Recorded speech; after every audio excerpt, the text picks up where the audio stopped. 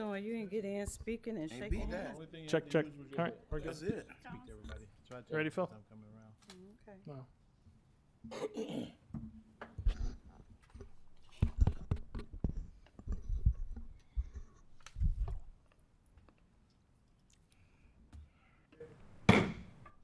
All right, I will now call this meeting of the Community Redevelopment Agency of City of Lake City to order for June 2nd, 2025. Ms. Sykes, will you please call the roll? Mr. Jernigan, Present. Ms. Harris, Present. Ms. Young, Here. Mr. Carter, Present. Chairman Walker, Here. City Manager Rosenthal, Here. City Attorney Martin, Here. Chief Butler. Ladies and gentlemen, the City of Lake City Community Redevelopment Agency has opened its public meeting. Since 1968, the City Code has prohibited any person from making personal, impertinent, or slanderous remarks or becoming boisterous while addressing its members. Yelling or making audible comments from the audience constitutes boisterous conduct. Such conduct will not be tolerated. There is only one approved manner of addressing the Community Redevelopment Agency members, and that is to be recognized and then speak from the podium. As a reminder, persons are not to openly carry a handgun or carry a concealed weapon or firearm while the governing body is meeting. Failure to abide by the rules of decorum will result in removal from the meeting. Now we will move on to approval of the agenda. Mr. Mayor, move to approve the agenda. Second. We have a motion and a second. Do we have any discussion? Hearing none, all in favor signify by saying aye. Aye. Aye. Aye. All opposed, like sign. All right. Now we will move on to public participation. I don't have anybody signed up for public participation, so we will go right into our presentation with the Community Redevelopment CRA Plan Update with Mr. Eric Bredfeld. Did I miss one? Nope, sorry. The minutes. Sorry about that, folks. We'll do this and then we'll come back to the minutes. Eric Bredfeld. He is the Director of Economic Development and Project Manager for Inspire Placemaking Collective, the consulting firm that we've hired to do the CRA revision and boundary expansion. With that, I'll hand it over to Eric. Good evening, Mr. Chair, Mr. Mayor, and members of the council. Thanks for having me tonight. My name is Eric Bredfeld, and I'm with the firm that you all approved to work on your community redevelopment plan update. And we felt like it was important, since we're just getting off on the right foot here, to sort of give you a brief overview of what we're about and what we're intending to do for you all, and then talk a little bit about where we are with the project and how it's going to roll out, basically. So I don't have a very long presentation, probably about 10 or 15 minutes. So just a little bit about our firm, Inspire Placemaking Collective. We're a group of urban planners, architects, landscape architects, and we really strive to create great-looking places. We feel like, especially with the community redevelopment work that we do, it's really important when you think about that to think about really nice places that you go to, and why is it that you go to them? Because they're authentic and they have a certain character, and it makes you want to visit them. So we really try to bring the various folks in our group together to work on those things. So we're interdisciplinary. We do a variety of work. We do community redevelopment plans with many communities throughout the state. In our practice, we do comprehensive planning. I do economic development work in the state and in various parts of the Southeast. And we try to work together on teams. So our team that will be involved with this will pull folks from the different professional areas. We really try to think about the partnerships that when we're working on a project, because you know, at the end of this, we want to get to a plan that's going to be implemented. And in the world that I work in with economic development, the government doesn't do everything. And we've got to be cognizant of that fact, and we have to develop partnerships with others in the community that can help us get and attain the implementation that we want out of the plan. We're committed to excellence. We try to provide creative and compelling designs and ideas. And so that will be our motto as we go through this. And then lastly, we're placemakers, which basically means, as I said, we try to think about how places can be constructed in such a way that they can bring quality design and quality projects and quality experiences to people who are going to use those areas. Excuse me, my phone's going off. You made me check mine. Maybe I was check thinking, yeah. mine too. Making sure that it's on Sorry track. about that. As far as the team on this project, I'll be the project manager. I'm in the city of Gainesville. I live in the city of Gainesville, Florida. As far as my background, I was the economic development director for the city of Gainesville for about 22 years. I did a stint as the planning and development director as well. And before that, I worked a little bit in Pinellas County. George Kramer is the president. I believe he was here for an initial meeting, maybe when the original approvals were made. And he is in the headquarters. Our headquarters are in Orlando. Laura Martinez and Julia Clark are sort of assistant project planners, and they'll be involved as well. And we've been already meeting with your staff as a group. Julia and I were here at the beginning of the month for a kickoff meeting with the staff in person, and then we did a tour of the community.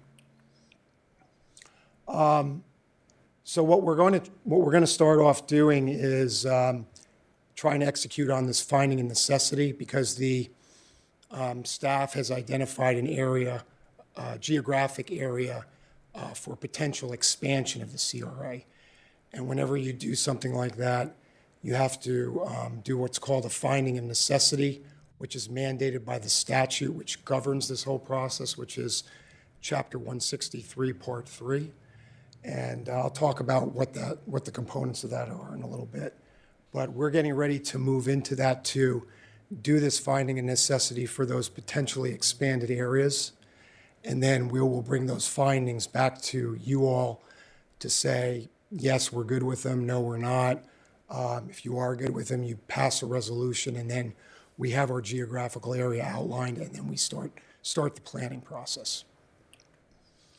Our approach is to try to create a community-driven plan.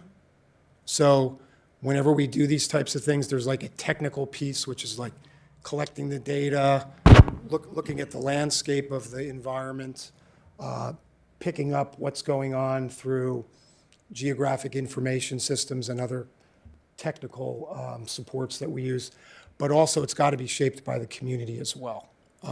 We have to hear from the community, whether what we're finding is in the data.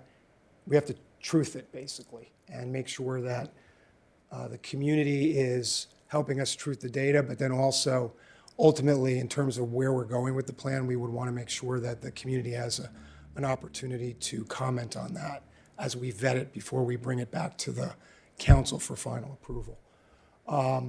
We want to create an adaptable plan that can guide CRA operations and, importantly, capture a breadth of activities, because the statute really requires that if we are going to do activities, that they be in the plan. So when we put this thing together, wherever we want to head, we want to draw it broad enough that we're covered, okay?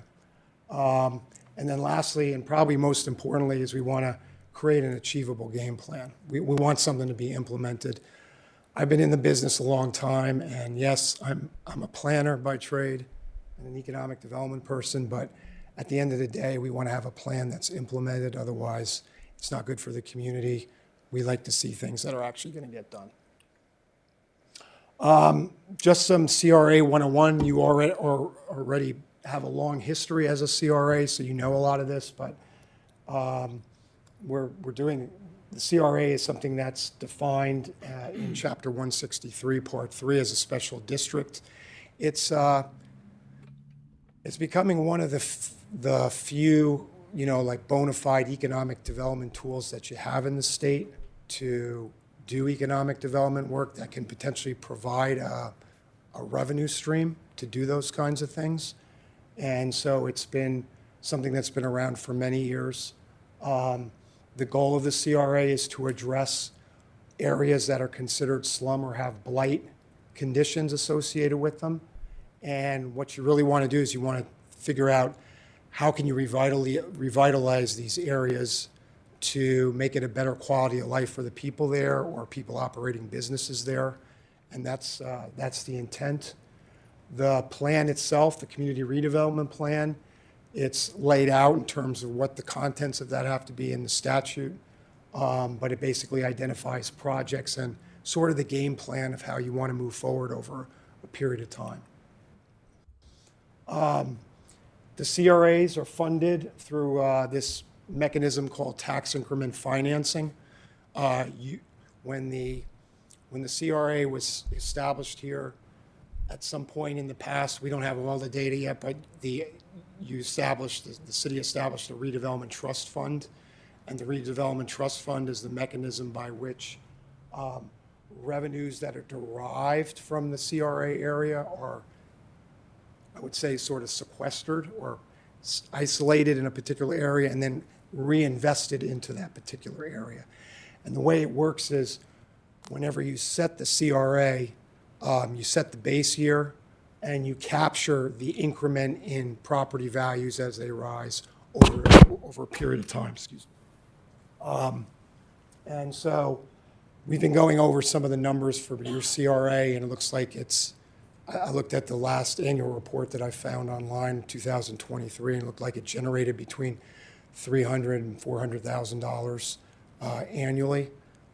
So those are the kinds of numbers that you're dealing with right now. And then once those revenues are determined on an annual basis, you can basically program those revenues. So CRAs can pay for personnel if they're working on the CRA.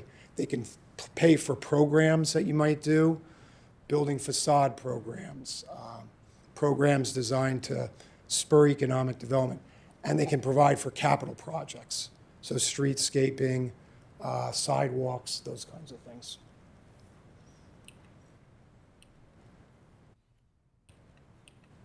Let's see here. I think I might have broken your remote here. Okay, there we go. As we mentioned, the importance of the plan is that you can really, per the statute, you can only do projects that are determined within the plan. So when we draw this thing up, we want to keep it broader rather than narrower. As far as what we're doing and where we are. So this is essentially the scope of services that was approved, I think 2 months ago. And we are basically in the, just wrapping up task 1, which is the kickoff and the data collection. We will be moving into task 2 and 3, which is the finding and necessity study and then the submittal of the FON report. There's overlaps between these tasks. So when we've come in for task 1, we've already done some of the initial data collection. We started looking at the conditions under which a finding and necessity can be established and kind of comparing them to what we're finding in the field. And then once that process is wrapped up after task 3, we'll get into the actual plan development.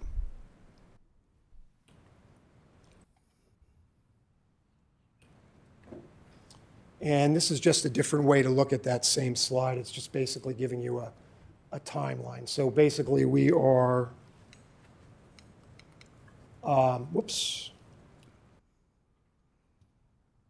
we are in kickoff and data collection in May and June. We are moving into the finding and necessity study in June and July. We'll likely have that put together in the July-August timeframe. And then back to you as a board to review and give us your okay or any direction that you deem appropriate. And then once that is established, we will move into the actual plan development. Public involvement takes place during the entire or most of the redevelopment plan process. So that'll be, basically between August and September. And then we'll have a we hope to get a draft, we would hope to get a draft plan really basically done, try to exceed the expectations and get that done by the holidays. So that it's basically, it can be circulated and looked at, and then start doing the approval process after the new year. That would be our intention. I do want to mention that on the public involvement, the way that we do that is really three ways. One is that we'll probably want to work with your communications staff or somebody whoever the manager deems appropriate, because normally we stand up a project website, kind of brand it, and then we can drive folks to that website to give us virtual commentary. We have a map feature on that so that people can actually place their comments on the map, as if like they have a particular area that they think needs to be improved, they can drop that on the map. We have a surveying function in that too, so people can take a survey online. So those will be all covered in the website, and we'll hopefully get that up and running in the summer. We're scoped to do stakeholder interviews. So we'll want to work with your staff on identifying, I think we say in the scope, 6 to 8 folks that we can meet with to talk about, their impressions. They're sort of people that we should be speaking to about the CRA. They could be property owners or business owners or community leaders, whomever the staff would deem appropriate to speak to. And then we will have community workshops as well. And that's an opportunity for folks to come out to a more of like an evening work session and give us their input. A lot of times what we do there is we might give a little presentation on what we're doing, but then we usually have some types of activities where we can put boards up on easels and get folks to like participate in telling us what they do through visual exercises. They can look at things on a map and give us comments. They can tell us what the strengths, weaknesses, opportunities, or threats of a particular area, SWOT analysis. They can tell us what kind of design or architectural things they like, and they can let us know that way as well. So those three ways the public engagement is through the virtual mechanism, the stakeholders, and then the public workshops. This is essentially the map that we're working off of. The light blue area and sort of the lighter yellow area are the original community development area, which is in the light blue, and then the expansion area that was done in 2011 in the lighter yellow. And the staff has given us this additional proposed expansion area, which is the dark yellow. So that's what we're going to be vetting through that finding a necessity process. And I do want to mention something about that. So there's three things that I think the CRA will want to think through about that. One is, of course, we need to be scrupulous about abiding by and I'll show those in a minute, what the check marks are for the statute. We want to make sure that we want to check the boxes to make sure that whatever area, if we're going to expand, is really in keeping with the statute, kind of literally, number one.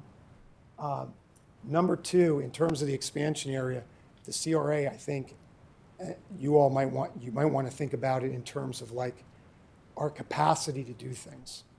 Because that's what we find in a lot of communities, and this gets to the implementation thing, is if we are going to expand an area, are we going to expand it in such a way that we're going to need more resources just to do the things that we're saying in the plan we're going to do? And even stepping back from that, do we want to expand it too much if we're not getting things done in the current CRA?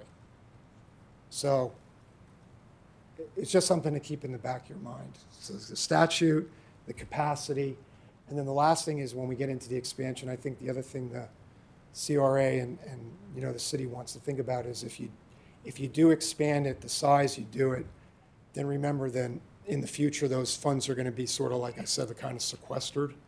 And I've seen communities that have done CRAs and they do that, but then they want to use the dollars really for other things that are outside the parameters of the CRA. So you have to almost like think forward a little bit about how you want to do this thing. So, I would just keep those things in mind. But these are the areas we'll be looking at. And then this is the checklist. So we have to, according to the statute, we have to come up with at least one criteria on the right side out of the slum area. And then we have to come up with two, potentially more on the left area and the blight area. So we'll be looking at some of those things. We've done we've met with the staff and made some data requests to try to get to some of these issues, because in several of these, what you have to do is kind of look at, okay, how is your CRA or potential expansion area performing vis-a-vis the rest of the city? It's like a relative comparison, because if it's relatively, the property values are appreciating or not appreciating relative to the rest of the city, then that may be a check mark, because you want to get reinvestment in those areas. Code enforcement's another one. If you have more code enforcement issues in the area of the CRA or the area that you want to expand in vis-a-vis the rest of the city, then that might be another criteria.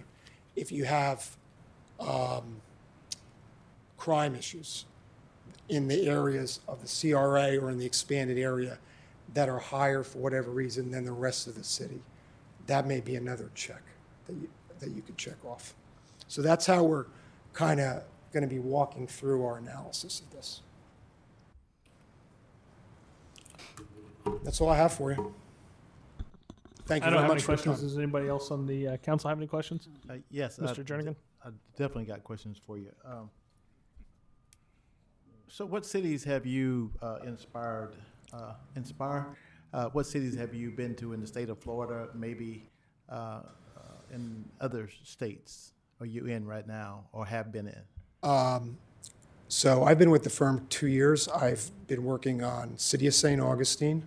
We're doing we've done an FON for a place called West City, if you're familiar with St. Augustine. It's on the east side of Ponce de Leon, just a little bit away from the downtown.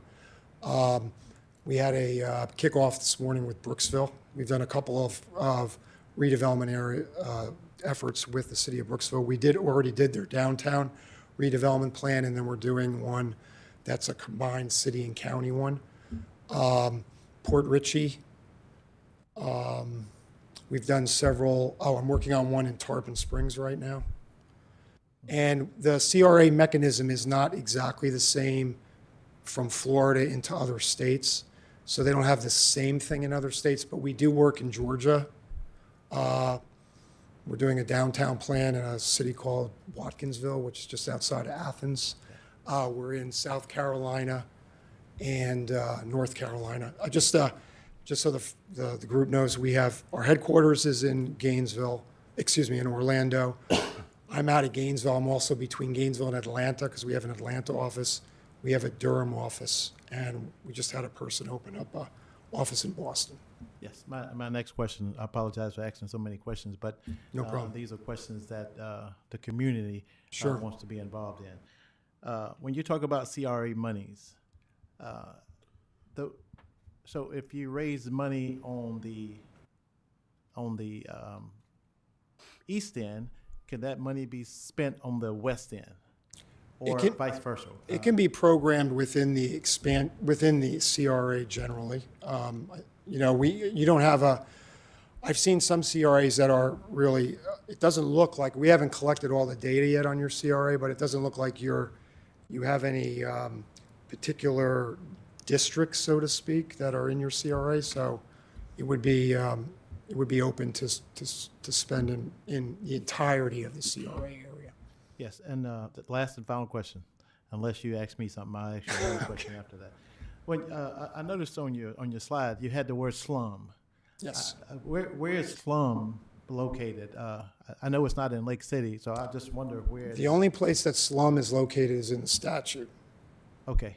because it's in the Florida statute, and it's really one of the criteria that you have to make. It's defined in the statute. Now, if you want my initial impressions, we've taken a tour around the expansion area. I don't really think at this point you have any areas that rise to that level. I've seen some deteriorated structures Okay. and some other things, but the question really is going to be is it broader than just a few particular instances? And I don't have the final answer on that. That's all I have, Mayor. Thank you, Mr. Bradfield. Any other questions? All right. Thank you again Thank you. for coming and doing that presentation. We will now go back to item number 1, minutes. Do we need to approve those, Ms. Sykes? So I will now entertain a motion to approve the minutes from April 7, 2025 meeting. Mr. Mayor, move to approve the April 7, 2025 minutes. Second. I have a motion and a second. Do we have any discussion? Hearing none, all in favor signify by saying aye. Aye. Aye. Any opposed, like sign? All right. Well, that concludes our CRA agenda, and we'll